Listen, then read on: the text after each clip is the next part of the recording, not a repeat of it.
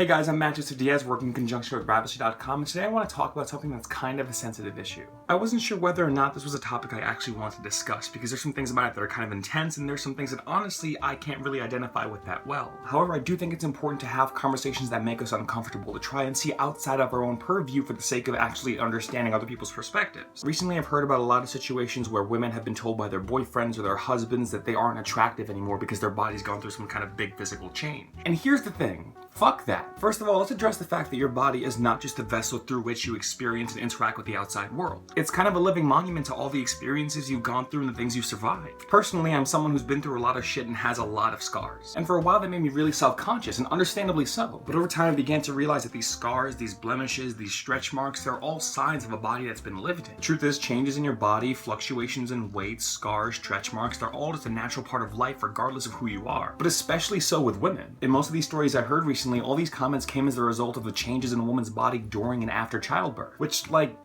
what the fuck? Yeah, your wife's body's gonna change during and after pregnancy.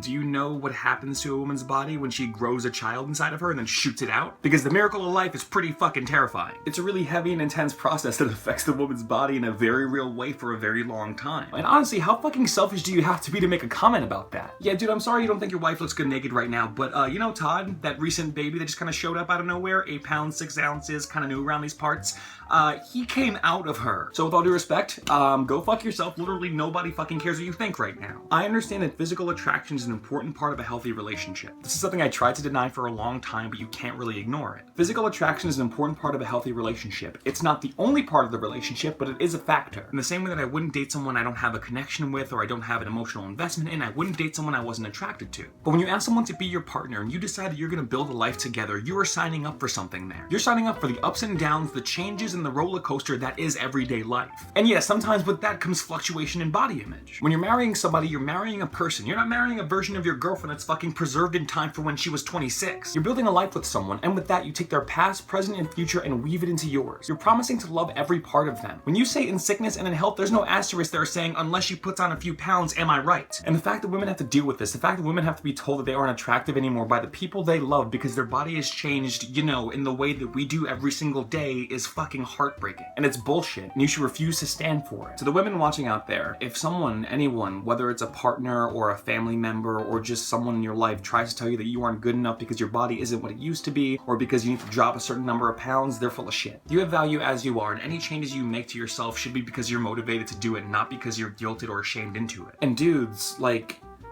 grow the fuck up. When you develop a partnership with someone, you promise to love every version of them for who they are, not what fucking size they wear from H&M. Love people as they are. Love them for everything they've been. Love them for everything they can be, and motivate them. Don't shame them. Your partnerships mean something. The life you build together means something, and you can motivate someone without making them feel bad for how they are currently. Never forget that. That's all for now, guys. Check out Ravishly.com for a bunch of great articles, including stuff that I write. Check out my Instagram, Twitter, Tumblr, Facebook, all at Matt Joseph Diaz. You can find the links down there. And if you want to continue to support me and the work I do here, check out mattjosephdiaz.com/donate. And I'll see you guys soon.